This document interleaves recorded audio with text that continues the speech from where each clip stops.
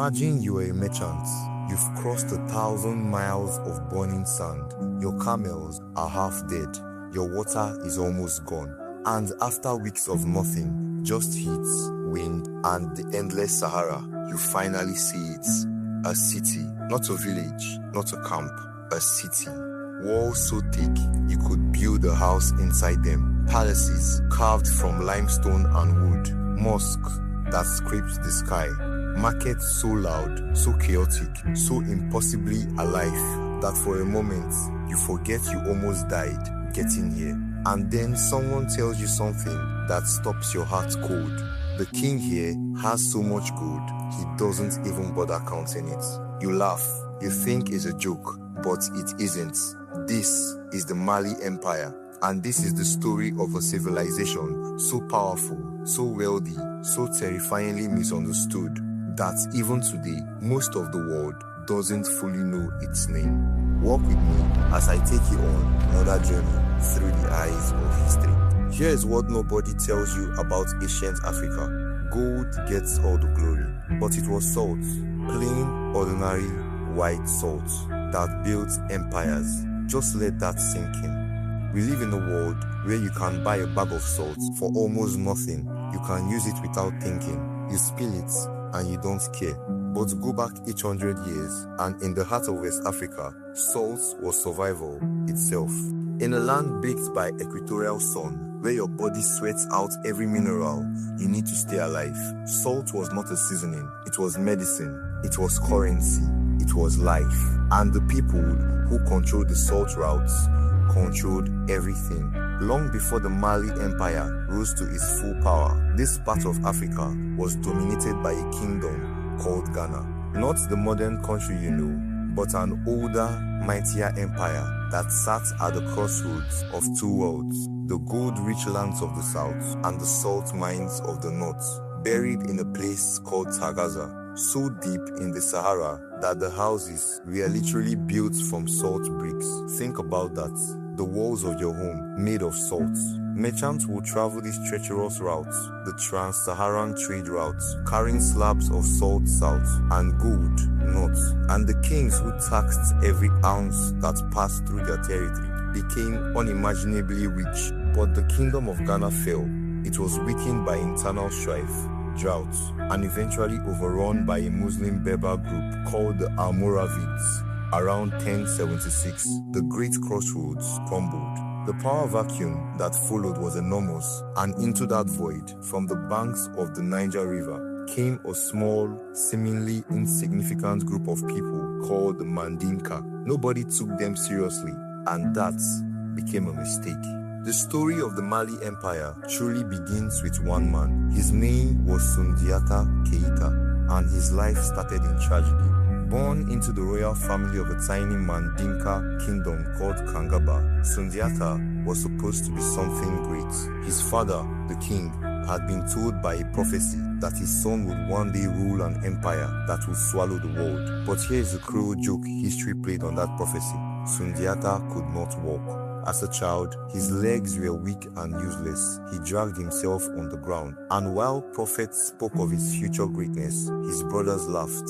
His father's other wives mocked his mother. In a culture built on strength, pride, and lineage, the boy who couldn't stand up was an embarrassment. His father died. A ruthless warlord named Sumanguru Kante of the Soso Empire seized power, not just over Kangaba, but over much of the region. He was a king who wore human skin on his throne, a man so feared, so brutal, that his enemies believed he practiced dark magic that made him invincible. Sundiata's family was exiled, cast out, sent to wander foreign kingdoms as refugees. But something was happening inside that exiled, crippled boy.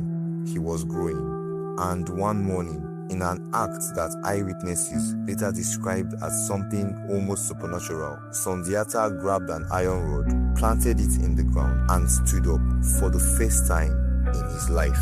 The boy who couldn't walk was about to conquer a continent. He trained, he built alliances, he gathered warriors from every corner of the region, not just Mandinka, but Fulani, Wolof, Bambara, a coalition of people who had been ground under Sumanguru's boots for too long. Therefore, when the two forces finally met at the Battle of Kirina in 1235, this was not just military confrontation, it was a collision of worldviews, of destinies. Sumanguru, the tyrant king, the sorcerer, the man who thought himself untouchable, and Sundiata, the exile who walked again, commanding an army of the dispossessed. The legend says Sumanguru could only be defeated by a specific weapon, the spur of a white rooster, believed to neutralize his powers. When Sundiata's arrow carrying that spur struck Sumanguru, the invincible king fled into the mountains and was never seen again. Whether you believe the magic or not, the military outcome was undeniable. Sumanguru's Soso empire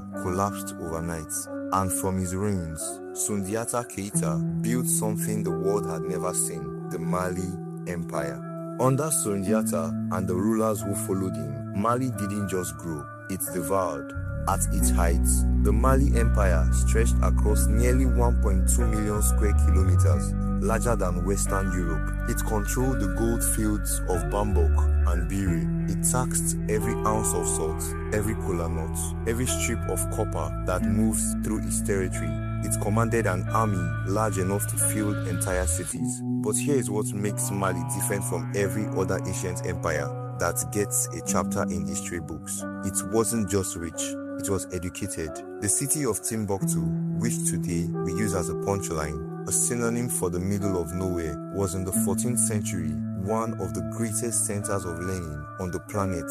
When most of Europe was fighting over scraps in the aftermath of the Black Death, Timbuktu had universities. It had libraries holding hundreds of thousands of manuscripts. Scholars came from the Islamic world, from North Africa, from across the Sahara to study astronomy, mathematics, law, and philosophy in its halls.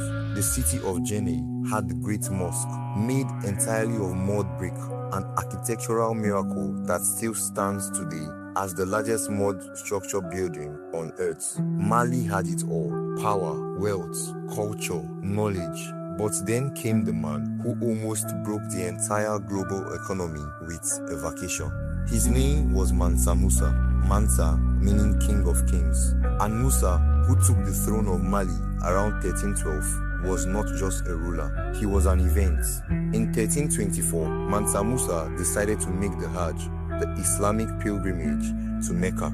And to be clear, this was not a quiet religious journey. This was not a man traveling alone with his prayers. Mansa Musa traveled with an entourage of 60,000 people. 60,000. His caravan included thousands of soldiers, servants, slaves, doctors, teachers, and officials. He brought 500 enslaved men, each carrying a staff of pure gold. He brought 80 to 100 camels, each loaded with up to 300 pounds of gold dust per camel. He traveled through Egypt, through North Africa, handing out gold to everyone he met. He gave to mosques, he gave to the poor, he gave to foreign rulers. He was so generous, so almost carelessly lavish, that when he arrived in Cairo, he gave away so much gold that he single-handedly crashed the Egyptian economy. The price of gold in the Mediterranean world collapsed. It took Egypt 12 years to recover from the inflation Mansa Musa caused with his generosity.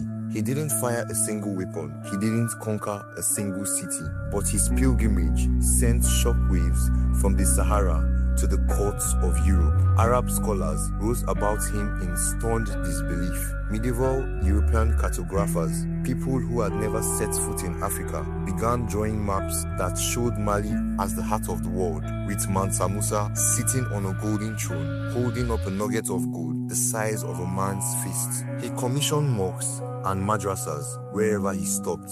He brought back with him the greatest architects of the Islamic world, a man named Abu Ishaq al-Sahili, who redesigned Timbuktu, transforming it into a city of soaring, elegant structures that made visiting scholars weep.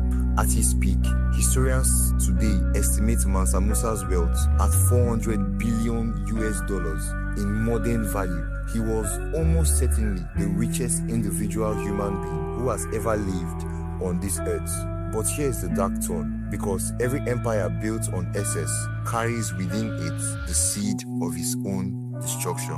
Mansa Musa returned from his pilgrimage to find that in his absence, the Songhai people, a group under Malian rule, had seized the strategic city of Gao. He took it back, but it was a warning. He died around 1337, and what came after him was a slow, ugly unraveling. His successors lacked his vision, his iron grip, his terrifying charisma. The empire began fracturing from within, rival brothers fighting for the throne, provincial governors seizing autonomy, the military stretched thin across too much territory. Therefore, from the east, the Morsi kingdom raided deeper and deeper into the Malian territory. From the north, Tuareg raiders struck at the trade routes that were the empire's arteries, but the killing blow came from where they least expected it, from within. The Songhai, those same people Mansa Musa had recaptured Gao from, rose under a ferocious leader named Sunni Ali Bey, who proved to be a military genius of almost frightening intensity. Between 1464 and 1492, Sunni Ali dismantled what was left of Mali's power. He took Timbuktu, he took Djenné, he turned the Songhai Empire into the new hegemon of West Africa. And where Sunni Ali's son was overthrown by a general named Askia Muhammad, a devout Muslim administrator who expanded the Songhai Empire to its greatest size, the Mali Empire was reduced to a shadow of itself, a rump state, a memory.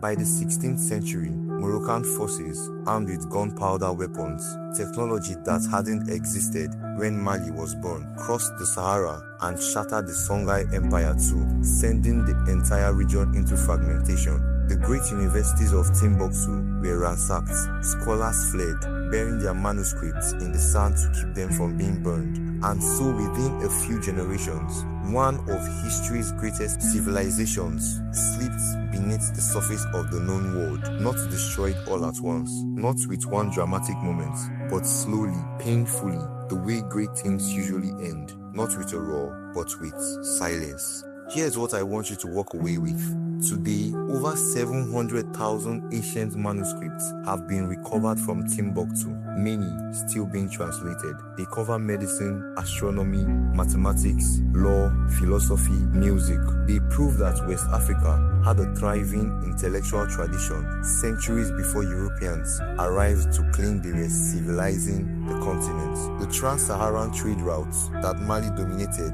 were in their time as important to the global economy as any shipping lane in the modern world. The wealth that flowed through Mali, the gold, the salt, the copper, shaped economies in North Africa, the Middle East, and Europe without those civilizations even fully understanding where it came from. And Sundiata Keita's story, the crippled exile who stood up and conquered an empire, is one of the most extraordinary human narratives in all of recorded history. The walls of Djenné still stand. The manuscripts of Timbuktu still exist. The oral tradition of the griots, the storytellers who memorize entire genealogies, entire histories, entire empires in their minds, kept this story alive through centuries of silence, and now so do you. The Mali Empire, built not just on gold, built on salt, built on knowledge, built on the audacity of people who looked at the most hostile, most unforgiving environment on earth and decided to build something immortal inside it. They almost succeeded, and in every way that matters, in the manuscripts, in the architecture, in the bloodlines, in the stories, they did. Thank you guys for watching. Do well to like, comment, share, subscribe, and walk with me again through the eyes of history.